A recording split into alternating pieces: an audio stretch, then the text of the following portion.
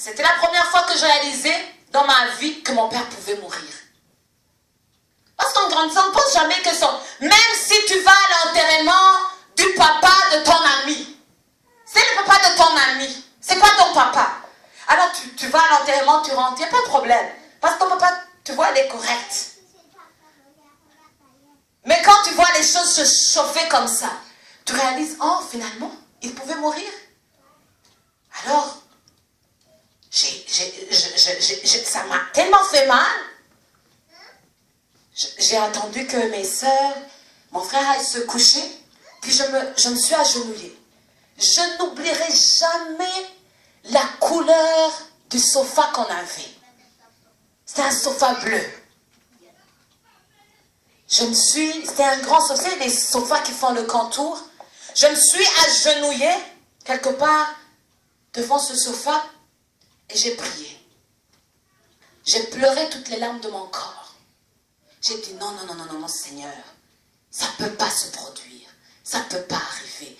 Alors j'ai commencé à prier, j'ai commencé à prophétiser au nom de Jésus, j'ai dit des choses, j'ai arrêté la maladie, j'ai chassé la maladie, j'ai tout fait pendant des heures, parce que je disais non, non, non, mon père ne va nulle part, il va vivre, il doit vivre. Et puis je suis allée me coucher. Dieu est bon, Dieu est bon. Il renouvelle nos forces. Quand je suis allée me coucher, j'ai fait un rêve. Mon rêve a commencé de la même façon quand j'avais commencé à prier. Dans mon rêve, je me suis agenouillée et j'ai commencé à pleurer. J'ai commencé à prier pour mon père. J'ai prié et j'ai prié. Et puis je suis allée me coucher comme ce que je venais de faire. C'est ce que je voyais dans le rêve. Et puis quand j'étais couchée, j'ai entendu la voix de Dieu. Il me parlait. Il me disait des choses, je sautais. Il m'annonçait des choses, je sautais. J'étais dans la joie, je suis dans la joie. Jésus était là, il me parlait. C'était dans mon rêve. Et puis qu'est-ce qui s'est passé? Je me suis réveillée. Je suis allée à la salle de bain. Et lorsque je suis arrivée à la salle de bain, je n'oublierai jamais la couleur du sol de la salle de bain. C'est également une couleur bleu pâle. Le rêve tout entier m'a frappé comme ça, en plein visage. Qu'est-ce que j'ai fait? Je me suis agenouillée. Vous savez, quand Dieu te parle, tu sais que c'est lui qui t'a parlé. Quand tu fais un rêve, tu sais que c'était un rêve qui vient des circonstances, tu sais que c'est un rêve parce que à cause de ce que tu avais vu dans ta journée, tu sais que c'est un rêve à cause de ce que tu viens de vivre pendant ta semaine. Mais lorsque c'est Dieu qui parle, l'Esprit de Dieu, l'Esprit Saint, l'écrit dans ton cœur, et tu sais que c'est Dieu qui a parlé. Alors je me suis agenouillée. J'ai remercié le Seigneur. J'ai remercié le Seigneur. J'avais déjà reçu beaucoup de prophéties qui me disaient tu vas servir le Seigneur. J'avais un cœur de pasteur. On m'avait déjà tout dit. Mais ce jour-là, j'ai pu répondre à l'appel de Dieu. Je me suis agenouillée. J'ai loué le Seigneur parce que dans mon rêve, je comprenais que Dieu avait entendu ma prière. Et maintenant, il fallait que ce soit juste moi maintenant qui réponde à l'appel de Dieu. Alors, toujours, comme bon chrétien, on fait toujours des deals avec Dieu. Alors, je me suis agenouillée et j'ai dit, Seigneur, merci parce que tu m'as parlé. Merci, merci, merci. Alors, je te promets que si tu guéris mon père, je vais devenir pasteur. Hein? C'est ce qu'on fait toujours. Hein? On met des conditions, on lui fait un si. Si tu fais ça, moi je vais faire ça. Hein? Si tu ne le fais pas, je ne fais pas ça, en d'autres mots. Mais immédiatement, j'ai senti que c'était la mauvaise prière. J'ai senti que c'était la mauvaise prière. Puis j'ai dit, Seigneur, pardonne-moi. Pardonne mon incrédulité. Je sais que tu vas le faire. Je sais que tu veux faire plus dans ta vie. Je sais que tu veux guérir son âme également. Alors j'ai dit, Seigneur, je sais que tu vas le guérir. Et à partir d'aujourd'hui, je réponds oui à ton appel. Je dis oui à ton appel. Alors, à partir de ce jour-là, j'ai dit oui à l'appel de Dieu. Il y a des gens qui pensent que je suis devenue pasteur parce que je me suis mariée avec un pasteur. Ce n'est pas vrai. Demandez aux gens qui me connaissent depuis longtemps. J'ai répondu à l'appel avant de connaître mon mari. Quand nous sommes rencontrés la première semaine, je lui ai dit, moi j'ai un appel. Moi je suis pasteur. Demandez-lui. Je lui ai dit, moi je suis pasteur. Il a dit, tu as raison, tu es pasteur. Alléluia. Gloire à Dieu. Il y a des situations qui viennent dans ta vie juste pour que tu reçoives l'appel de Dieu.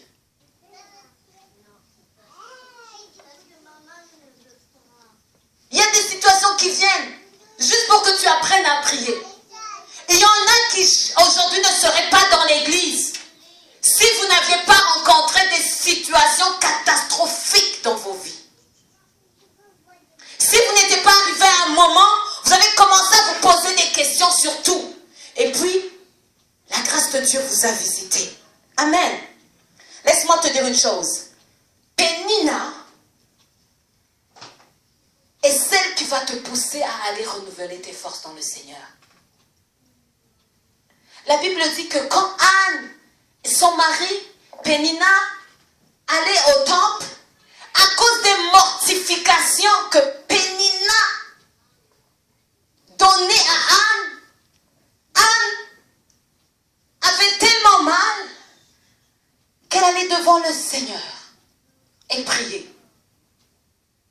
Pénina n'est là que pour te faire voir que c'est seul en Dieu que tu peux renouveler tes forces. Alléluia. C'est pour cela qu'après l'épreuve, tu vas dire merci Pénina. Tu vas dire merci Pénina. Dis à quelqu'un, tu vas dire merci Pénina. Nous allons lire dans 1 Samuel, le premier chapitre. Je vais te le montrer. Comment est-ce que c'est Pénina qui a aidé Anne. Alléluia. Il faut comprendre que le problème principal d'Anne, c'est pas seulement parce qu'elle n'avait pas d'enfant. Mais le problème d'Anne, c'était Pénina et ce qu'elle faisait dans sa vie. 1 Samuel, le premier chapitre, le verset 7. Et toutes les années, il en était ainsi. Chaque fois qu'Anne montait à la maison de l'Éternel, Pénina la mortifiait de la même manière. Alors elle pleurait et ne mangeait point. Alléluia. Et tu vas lire au verset 11, au verset 9. Alors Anne se leva après que l'on eut mangé et bu à Silo, c'était dans le temple. Le sacrificateur Élie était assis sur un siège près de l'un des poteaux du temple de l'Éternel. Et l'amertume dans l'âme, elle pria. Et l'amertume dans l'âme, elle pria l'Éternel et versa des pleurs. Elle fit un vœu en disant, Éternel des armées, si tu daignes regarder l'affliction de ta servante, si tu te souviens de moi et tu n'oublies point ta servante, ainsi de suite, elle a prié. Alors, ce qui a poussé Anne à aller devant le Seigneur, à pleurer devant le Seigneur, c'était les mortifications que Pénina lui procurait. Pénina lui faisait tellement souffrir qu'Anne devait aller renouveler ses forces dans le temple. Elle devait prier plus que les autres ne priaient. L'épreuve est là que pour te fortifier. Elle est là pour te faire grandir. À la fin, tu vas dire merci Pénina. Merci, parce que sans toi, un prophète ne serait pas né. Alléluia. Un prophète, Dieu a eu un prophète en Israël à cause de Pénina. Dieu a eu un prophète à cause de Pénina. Pénina a poussé Anne à prier de toutes ses forces, de tout son cœur. Et Dieu a eu un prophète. Le quatrième point. Comprends ou se trouve ta force. Comprends où se trouve ta force. Le psaume 103, le verset 5 dit, c'est lui qui rassasie de bien ta vieillesse, qui te fait rajeunir comme l'aigle. Comprends où se trouve ta force. Ce matin, comprends où se trouve ta force. Où se trouve ta force? Dans la confiance que tu mets en l'Éternel. Dans la confiance en l'Éternel. L'aigle monte en haut. Toi, tu ne dois pas monter en haut. Toi, tu dois descendre en bas. J'ai lu cette phrase et je l'ai vraiment beaucoup aimée qui dit, si tu peux, écoute-moi bien, si tu peux t'agenouiller devant Dieu, alors tu peux tenir face à n'importe, tu peux faire face à n'importe quel homme. Alléluia. Si tu apprends à t'agenouiller devant Dieu, alors tu pourras faire face à n'importe quel tremblement de terre. Si tu sais t'agenouiller devant Dieu. L'aigle monte sur la montagne. Toi, tu descends. Tu te mets sur tes genoux. Et tu renouvelles ta force. Dieu a parlé à Josué, il a dit, Josué, c'est toi qui vas conduire mon peuple. Maintenant, Moïse est parti. Il a dit, fortifie-toi et bon courage. Et il a ajouté quelque chose. Que ce livre de la loi ne s'éloigne point de ta bouche. Médite-y jour et nuit. Comment est-ce que tu vas renouveler tes forces? C'est en t'agenouillant sur tes genoux. Et c'est en ouvrant ta Bible qui est si difficile à ouvrir. Alléluia! Que ce livre de la loi ne s'éloigne point de toi.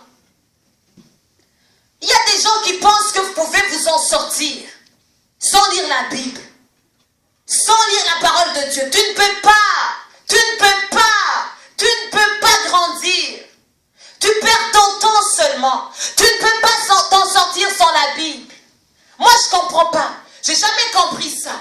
Parce que s'il y a quelque chose qui me donne courage, s'il y a quelque chose qui me fait avancer dans ma vie chrétienne, c'est bel et bien la parole de Dieu.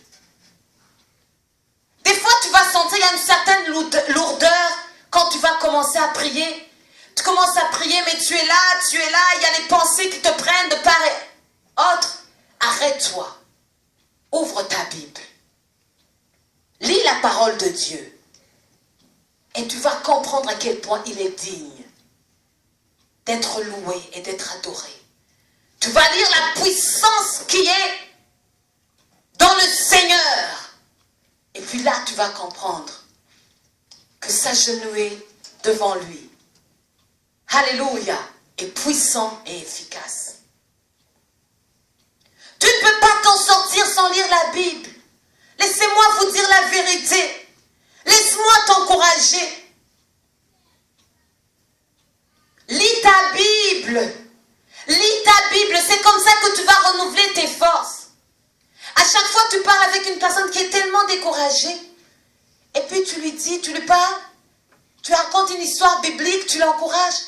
Puis la personne, oh oui, c'est où, c'est comment? Oh, et tu vois à quel point les forces de cette personne viennent de se renouveler. Juste parce que tu lui as communiqué la parole de Dieu.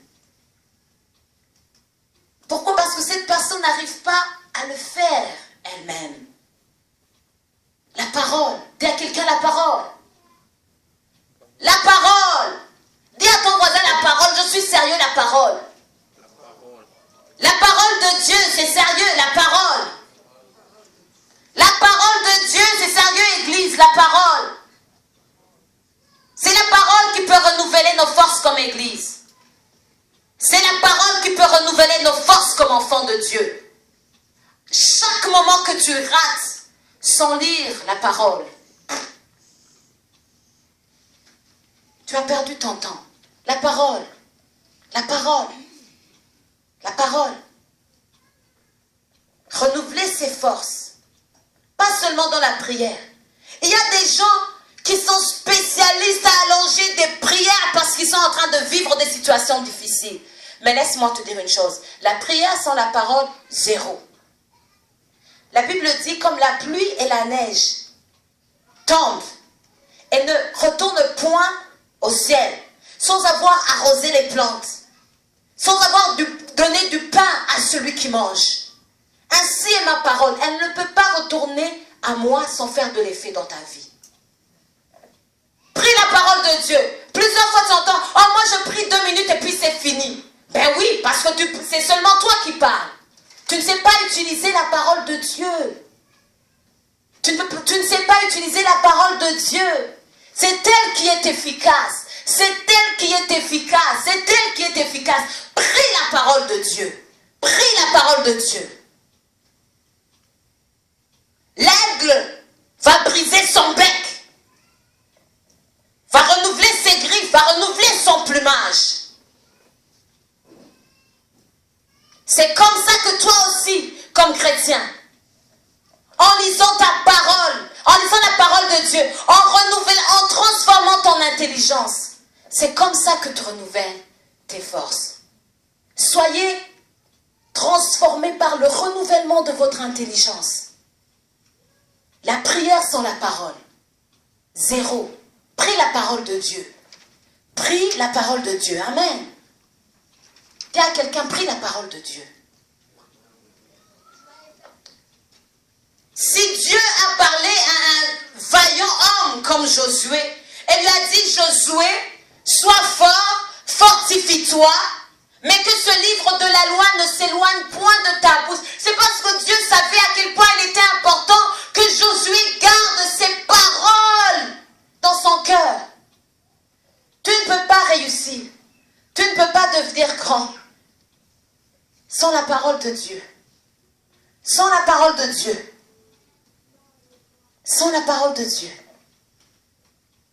La Bible dit, maudit est l'homme qui se confie dans l'homme ou dans sa chair. Alléluia. Mais il est béni celui qui se confie en l'Éternel. Dis Amen. Dis Amen. Est-ce que vous voulez que nous ayons de l'impact dans cette vie? Est-ce que vous voulez que notre Église soit un instrument que Dieu va utiliser pour bénir, pour changer l'histoire de cette ville, pour changer les situations de beaucoup de personnes? La parole. La parole. Écoute, ne bâtis pas ta vie sur autre chose que sur les principes de Dieu. Un homme qui a bâti sa maison sur le sable, sa maison doit un jour s'écrouler. Mais un homme qui bâtit sa maison sur le roc, sa maison est solide. Sa maison est solide. Et qui est le roc? C'est la parole de Dieu. C'est la parole de Dieu, mon cher. C'est la parole de Dieu.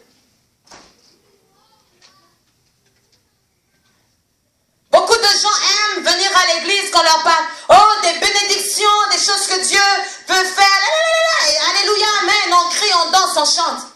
Mon frère, ma soeur, tu passes à côté de choses merveilleuses. Si tu n'apprends pas toi-même, seul à la maison, de t'agenouiller, d'ouvrir ta Bible et de renouveler, et d'aller renouveler tes forces. La force. Dis à quelqu'un encore une fois la force. La force. Tu as besoin de force, j'ai besoin de force. La force est importante pour réussir. Que si tu te confies en l'Éternel. Se confier en l'Éternel. Se confier en l'Éternel. Se confier en l'Éternel n'est pas une affaire d'une seule journée. Se confier en l'Éternel n'est pas une affaire d'une semaine. Se confier à l'Éternel est une affaire, est une chose qu'il faut faire tous les jours de sa vie. Un jour, une femme nommée Delilah a posé la question, c'est une prostituée. Elle voulait perdre un grand homme de Dieu qui s'appelait Samson. Elle a dit, dis-moi, c'est quoi le secret de ta force? Samson ne lui a pas dit. Elle a encore demandé, c'est quoi le secret de ta force? Il lui a menti. À la fin, Samson a révélé le secret. Vous allez lire, l'histoire se trouve dans le livre des Juges. Il lui a dit, mon secret est le suivant. Depuis ma naissance, le rasoir n'est point passé sur ma tête. J'ai été consacré à l'Éternel. Alléluia. J'ai été consacré à l'Éternel. Ta force n'est pas dans ta force physique. La force dont je parle ce matin, c'est pas toi. C'est pas ta chair. C'est pas ton intelligence. Mais la force dont je parle ce matin, c'est la force dans l'Éternel. C'est lui qui peut renouveler ta force. Va te faire voler comme l'aigle. Renouveler ta force. Et après, qu'est-ce que la Bible nous dit? Tu vas courir et tu ne vas point te fatiguer. Pour un ministère, pour un appel, pour une carrière, pour toute chose dans la vie, pour un mariage, pour un foyer, pour une famille, nous avons besoin d'être renouvelés à chaque fois. Ce n'est pas l'affaire d'une seule journée. J'aime cette expression ici au Québec, on dit je sens ma semaine dans mon corps. Arrivé vendredi, les gens commencent à dire, ou jeudi, oh, mais je commence à sentir ma semaine dans le corps. N'est-ce pas? Nous aussi, comme chrétiens, nous sentons les semaines dans nos corps. C'est pour cela que le dimanche, nous venons dans la maison de Dieu pour pouvoir renouveler nos forces. Alléluia. Renouveler nos forces. La force est dans la confiance en l'Éternel. Si tu comptes sur Dieu, tu vas réussir. Si tu comptes sur toi, tu vas échouer. Si tu comptes sur ta chair, tu vas échouer. Si tu comptes sur ton voisin, tu vas échouer. Si tu comptes sur ton argent, tu vas échouer.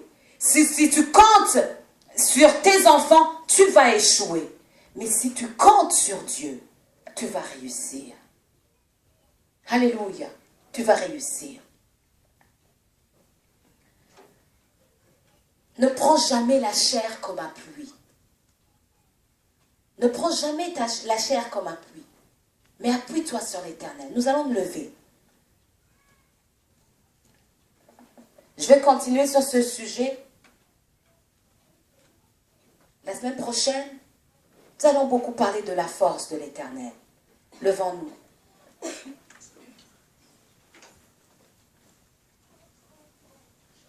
Si je suis debout devant vous ce matin, que je suis capable de vous parler pendant ce temps, ce n'est pas parce que moi je suis forte, n'est-ce pas? Il y en a qui me disent à chaque fois, comment es-tu capable de le faire enceinte 7 mois et tu peux prêcher pendant ce temps, tu peux chanter, tu peux faire la louange, tu peux faire l'adoration. C'est pas moi, mais c'est la force de l'Éternel. J'ai mis ma confiance en lui. Mon appel ne dépend pas de mes capacités physiques. Alléluia. Ton appel ne dépend pas de tes capacités physiques. Ton appel ne dépend pas de toi. Mais il dépend de la confiance que tu as en l'Éternel. Amen. La confiance que tu mets en Dieu. Dieu est puissant. Son nom est El Shaddai. Alléluia. Il est capable de faire encore plus de grandes choses dans ta vie. J'aimerais que ce matin, avant de quitter ce lieu, tu dis, Seigneur, je veux me confier en toi. Je veux confier ma semaine en toi. Je veux confier mon avenir en toi. Je veux confier mes études en toi. Je veux confier mes enfants à toi. Je veux, Seigneur, I surrender everything. J'abandonne toute chose entre tes mains. Alléluia. Notre Dieu est capable. Notre Dieu est puissant. Il peut faire encore plus de grandes choses que tu ne crois qu'il peut faire. Alléluia. Laisse-moi te dire une chose. J'aimerais te le dire, le prophétiser sur ta vie.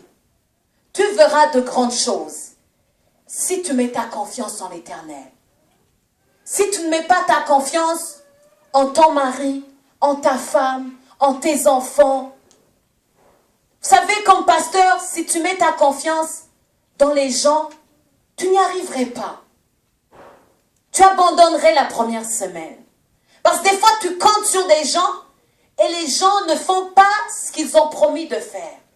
Mais si tu gardes tes yeux fixés sur Jésus, alléluia, si ta confiance est totale dans le Seigneur, alors tu es sûr qu'avec Dieu, tu subsisteras. Alléluia. Et tu vaincras. Ta force est dans l'Éternel.